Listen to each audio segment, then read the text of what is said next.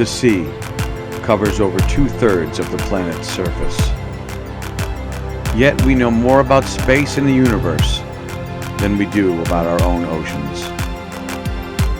Between the states of Connecticut and New York is the Long Island Sound, a naturally protected channel into New York City used for over hundreds of years. The Sound's rich maritime history has played a significant role in the growth of our country.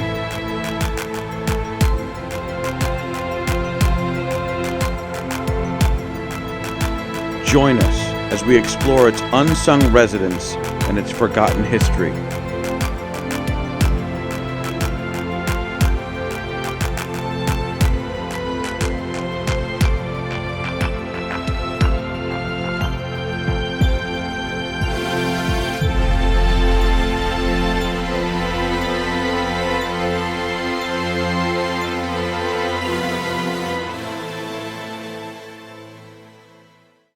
Captain Dennis with Squalus Marine Divers here, and on our way to our first wreck today, we came across large schools of bunker. I've heard them called menhaden, pogies, and bunker. Here they are at normal speed, but then we decided to slow them down so you can actually see what's going on. Bunkers are part of the herring family, and they're filter feeders, which mean they survive off of plankton. They travel in large schools, and they're a huge food source for bluefish and stripers, among countless other fish. Every time I see a school, they're in a constant state of panic. At least that's how it seems. No one wants to be reincarnated as a bunker.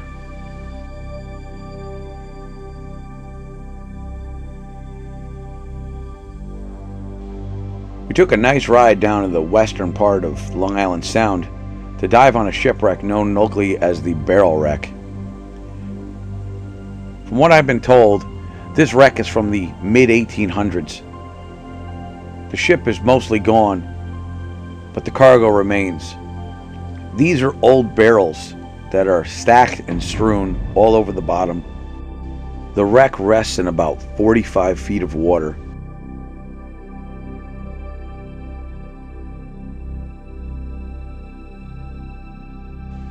Here are two barrels that are standing upright, and they are fused together.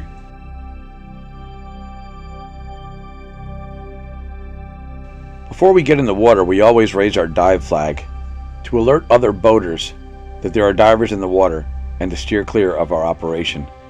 Needless to say, there were a few unhappy anglers when they learned there was a dive boat over this highly fished spot.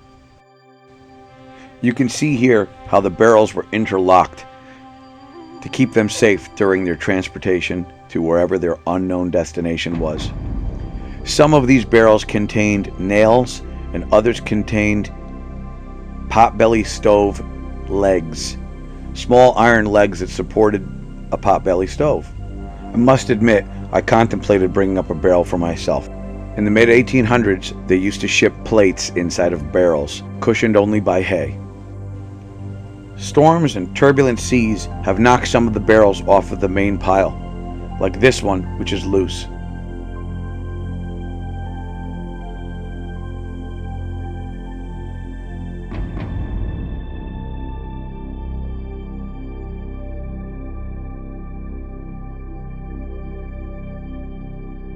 It's pretty incredible the amount of preservation. This is my first time at this location, and other divers have told me that these barrels date back to 1860. So the fact that they're still here is pretty impressive.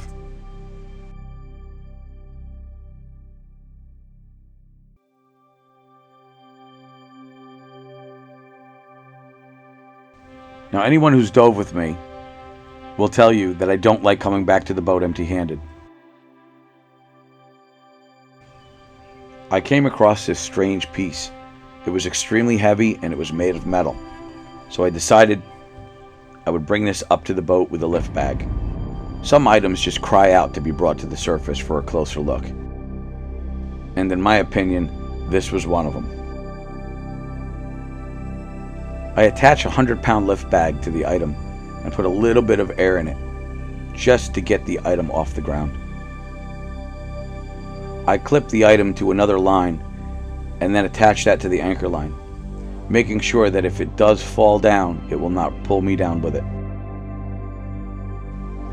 With clear visibility at the surface, you can really get a good look at how everything is set up.